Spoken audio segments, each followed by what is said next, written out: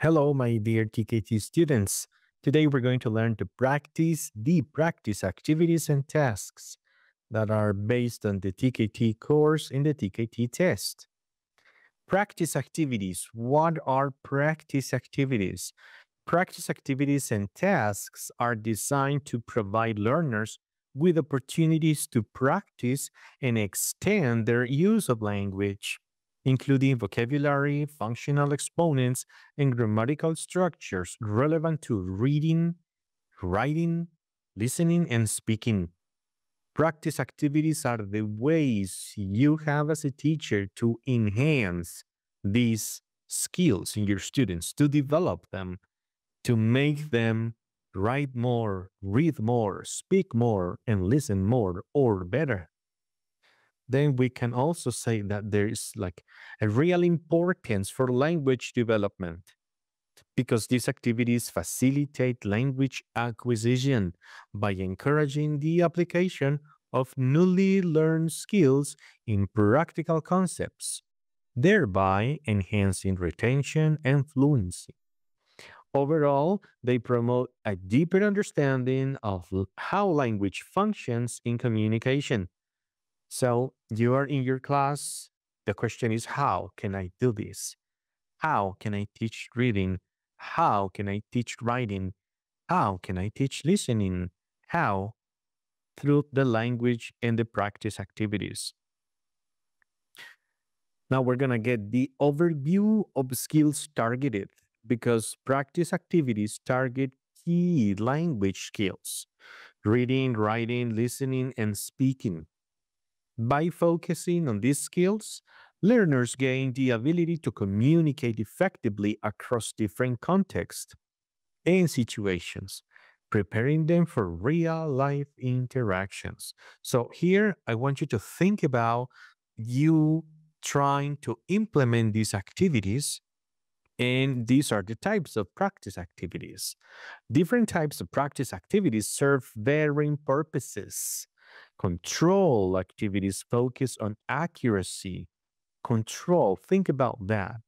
You want your student to give an answer A, B, or C. You want all your students to get the right answer.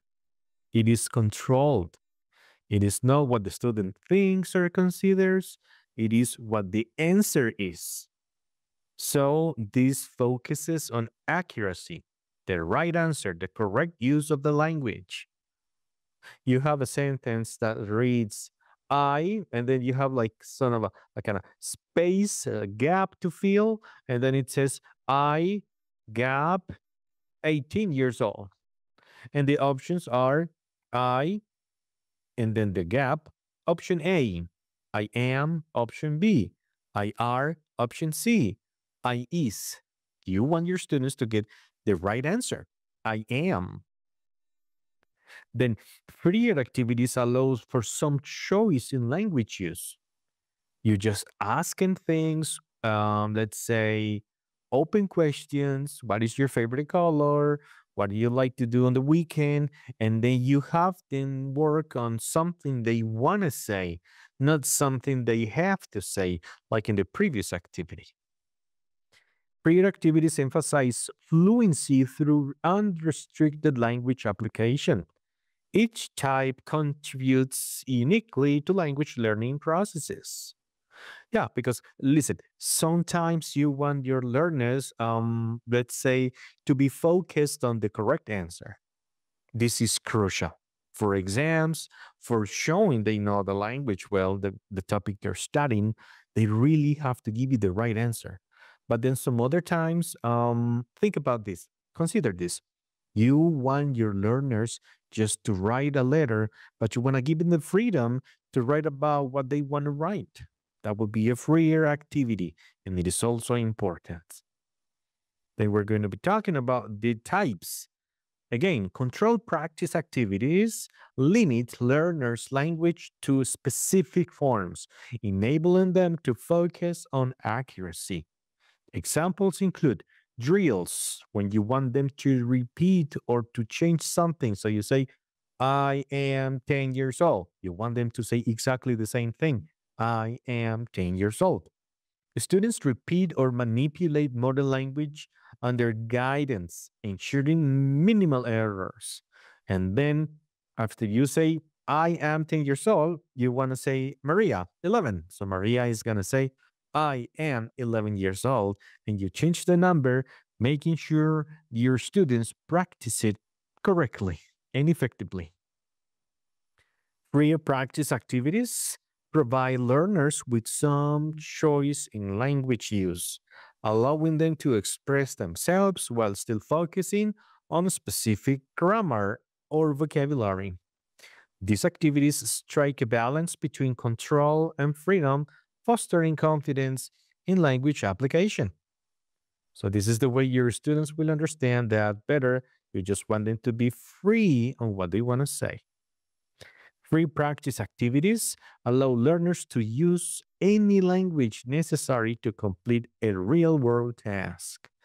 These activities promote fluency, enable students to connect and communicate using the language they have acquired, often leading to unpredictable language use because you're not controlling the topic you're teaching. The students, you want ask an open question, they will say whatever they want to say. You cannot control exactly what they want to say.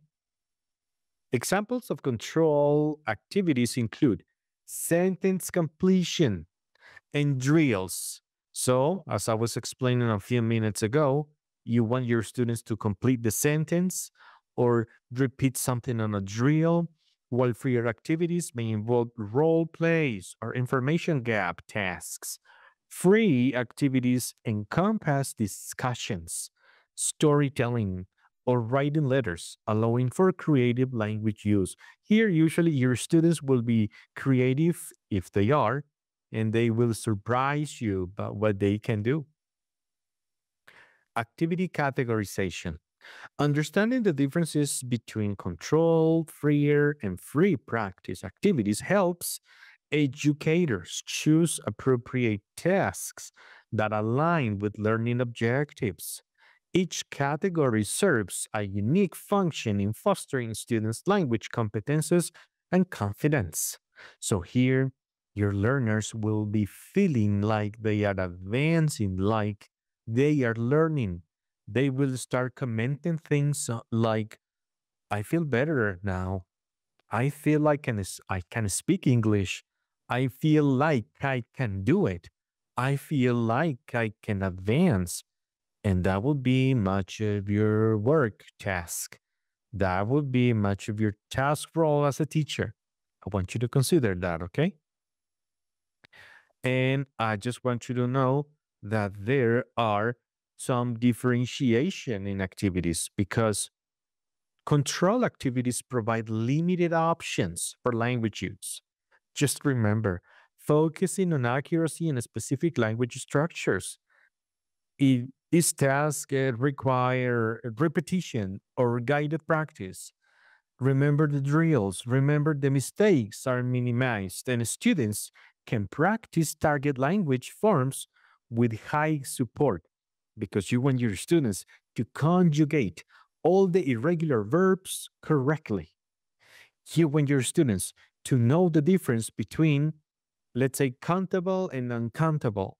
And this is important related to nouns and other concepts. So, we're going to just finally say that the free activities allow students more choice in language use, fostering creativity while still guiding them towards specific language forms. I want you to tell me what you did last week. Maybe we're going to talk about the past. You can tell me whatever you did last week.